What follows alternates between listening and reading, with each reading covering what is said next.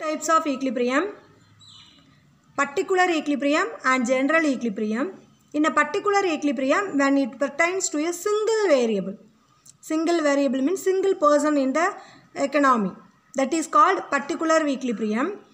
And equilibrium, on the other hand, when it relates to numerous variables, that is even the economy as a whole, in the all the people, total population in the economy throughout India, that means that is called general equilibrium.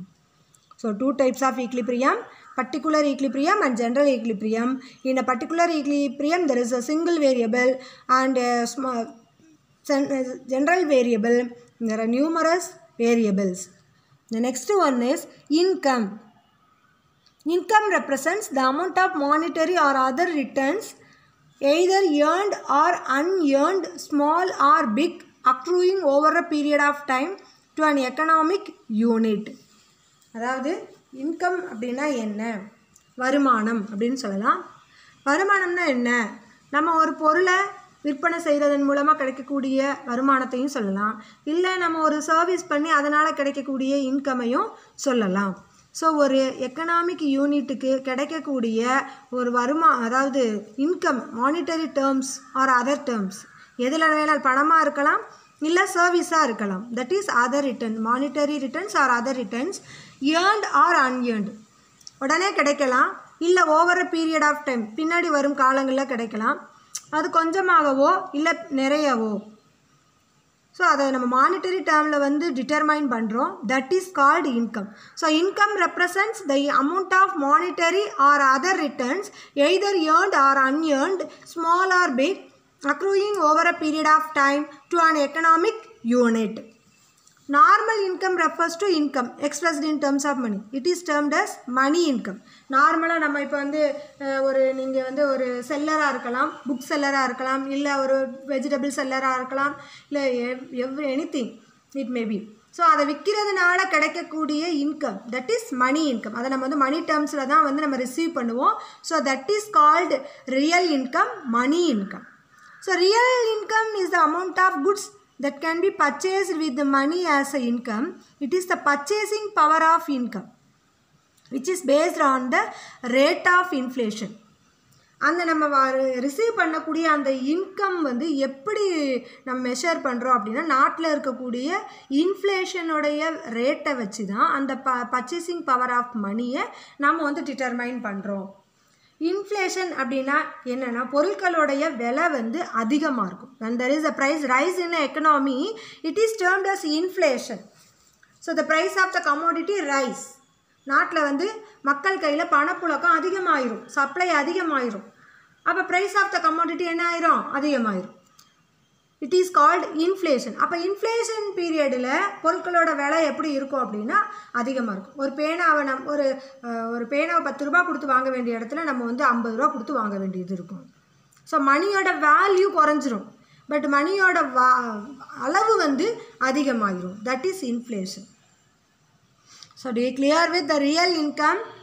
And next we will see about economics, its methods, facts, theories and laws.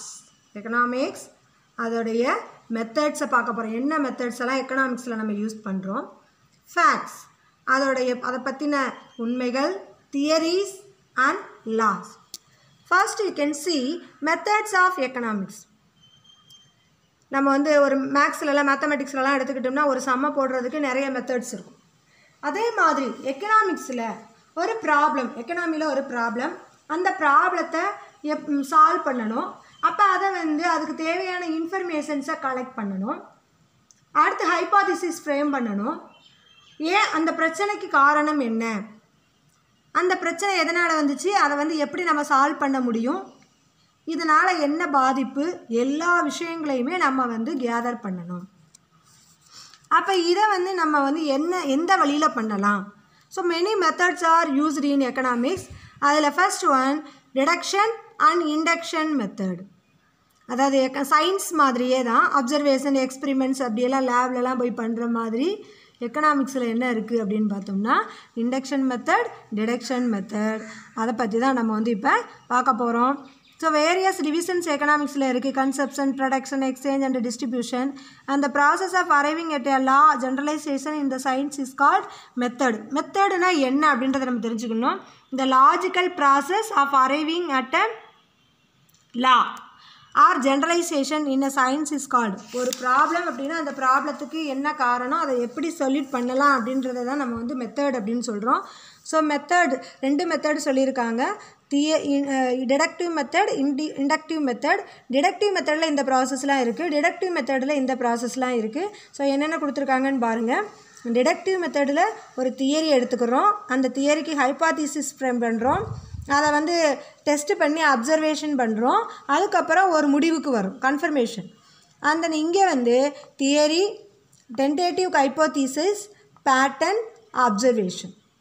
So இதுதான் இதோடைய process. So let us see what is deductive method. Deductive method or economic analysis. Deductive method of economic analysis. It is named as analytical or abstract method. இந்த மெத்தடுக்கு இன்னொரு பேர் வந்து analytical or abstract method. இதில் வந்து நிறைய வந்து கன்க்ளூஷனை derive பண்ண வேண்டியது இருக்கும் general ட்ரூத்லேருந்து. It takes few general principles and applies them to draw conclusion. The classical and new classical school of economics notably யாரெல்லாம் இந்த மெத்தட்ஸை யூஸ் பண்ணி நமக்கு வந்து நிறைய வந்து தியரிஸை சொல்லியிருக்காங்க. எக்கனாமிக்ஸில் வந்து நிறைய தியரிஸ் இருக்குது. லா இருக்குது, நிறைய லா இருக்குது. Law of demand, law of diminishing marginal utility, law of single commodity concept, நிறைய லாஸ் இருக்குது. இந்த லாஸ் எல்லாம் எப்படி வந்து டிரைவ் பண்ணுறாங்க அப்படின்னு பார்த்தோம்னா அதற்கு அவங்க எடுத்துக்கொண்ட மெத்தட்ஸ் தான் இந்த deductive methods. So classical economist, பழைய காலத்தில் கிளாசிக்கல் எக்கனாமிஸ்ட்னா பழைய காலத்து எக்கனாமிஸ்ட் வந்து என்னென்ன மெத்தட்ஸை யூஸ் பண்ணாங்க அப்படின்னா இந்த டிடக்டிவ் மெத்தட்ஸ் தான் யூஸ் பண்ணியிருக்காங்க. யாரெல்லாம் கிளாசிக்கல் எக்கனாமிஸ்ட் அப்படின்னு பார்த்தோம்னா Ricardo, Senior, JS Mill, Malthus, Marshall, Pigou எல்லாருமே இந்த மெத்தடை தான் அப்ளை பண்ணியிருக்காங்க. ஸோ இந்த மெத்தடில் வந்து ஹைபாதிசிஸை ஃப்ரேம் பண்ணுவோம், தியரி எடுத்துக்கிடுவோம், ஹைபாதிசிஸ் ஃப்ரேம் பண்ணுவோம், அப்சர்வேஷன் பண்ணுவோம், கன்ஃபர்மேஷன் பண்ணுவோம். ஸோ இதில் என்னென்ன மெத்தட்ஸ் எல்லாம் யூஸ் பண்ணுவாங்க அப்படின்றது தான் கொடுத்துருக்காங்க. மேலே சொன்ன அந்த பிக்சரில் இருக்கிறத எக்ஸ்பிளைன் பண்ணியிருக்காங்க. ஸ்டெப் 1, ஸ்டெப் 2, ஸ்டெப் 3, ஸ்டெப் 4 அப்படின்னு எக்ஸ்பிளைன் பண்ணியிருக்காங்க. ஃபஸ்ட்டு ஸ்டெப்பில் நம்ம என்ன பண்ணுறோம் அப்படின்னா clear precise idea of the problem to be include into man. அதாவது என்ன ப்ராப்ளம், இப்போ நாட்டில் வந்து பொருட்களோட விலை கூடுது அப்படின்னு எடுத்துக்கோங்க, அதுக்கு என்ன காரணம் அப்படின்றத நம்ம கண்டுபிடிச்சி முடிவை சொல்ல போகிறோம். ஸோ ப்ராப்ளத்தை வந்து நம்ம ஃபஸ்ட்டு வந்து ஐடியா ஆஃப் த ப்ராப்ளம் எடுத்துக்கிறோம். And then analyst clearly defines the technical terms used in the analysis. அந்த டெக்னிக்கல் டேர்ம்ஸ் நிறைய அந்த அனாலிசிஸில் நம்ம யூஸ் பண்ண வேண்டியது இருக்கும். அதை யூஸ் பண்ணி அசம்ஷன்ஸ் எடுக்கணும். ஒரு அனுமானம் அப்படின்னு சொல்லுவாங்க. அசம்ஷன் அதாவது இப்படி தான் இருந்திருக்கும் அப்படின்னு நம்ம ஒன்று எடுத்துக்கிறோம். அடுத்தது deduce hypothesis from the assumption taken. நம்ம நினச்சதுக்கும் அங்கே நடந்ததுக்கும் என்ன வித்தியாசம் இருக்குது, என்ன இருக்குது, உண்மையா இல்லையா அப்படின்றத வெரிஃபை பண்ண போகிறோம். அடுத்து ஹைபாதிசிஸை வந்து வெரிஃபை பண்ணி அதை வந்து direct observations of the events in the real world, அதுக்கும் உண்மையாக அந்த நாட்டில் நடக்கக்கூடிய நிகழ்ச்சிகளுக்கும் சம்மந்தம் இருக்கா, இதுதான் முக்கியமான காரணமா இல்லையா அப்படின்னு சொல்லி அதை எக்ஸாமின் பண்ணி அதை உண்மை அப்படின்னு சொன்னால் மக்களுக்கு இதனால தான் இதுதான் காரணம் அப்படின்னு சொல்லி நம்ம வந்து ஜென்ரலைஸ் பண்ணிடுறோம். இதுதான் டிடக்டிவ் மெத்தட்.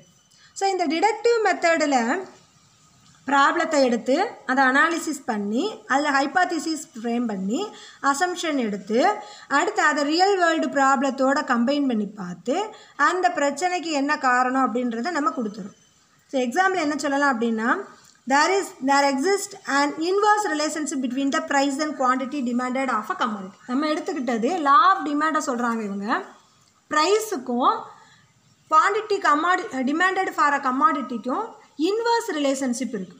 இன்வர்ஸ் அப்படின்னா ஆப்போசிட் அப்படின்னு சொல்லுவாங்க. அப்படின்னா என்னென்னா ப்ரைஸ் கூடிக்கிட்டே போகும், இன்க்ரீஸ் ஆகிக்கிட்டே போகும், demand for a commodity decrease ஆகிக்கிட்டே போகும். ஒன்று வந்து அப்வேர்டில் போகும், ஒன்று வந்து டவுன்வேர்டில் வரும். இதுதான் ஆப்போசிட் ரியாக்ஷன். ஸோ இதுதான் இருக்குது அப்படின்னு சொல்கிறாங்க. இது உண்மையா இல்லையா அப்படின்றத வந்து நிறைய பார்த்துருக்காங்க. That is a truth. So that is deducted from the deductive method. Next one நம்ம பார்க்க போகிறது inductive method of economic analysis. Inductive method empirical மெத்தடுன்னு சொல்கிறாங்க.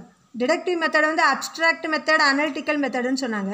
இண்டக்டிவ் மெத்தடை எம்பிரிக்கல் மெத்தடுன்னு சொல்லியிருக்காங்க. It's adapted by the historical school of economist. It involves the process of reasoning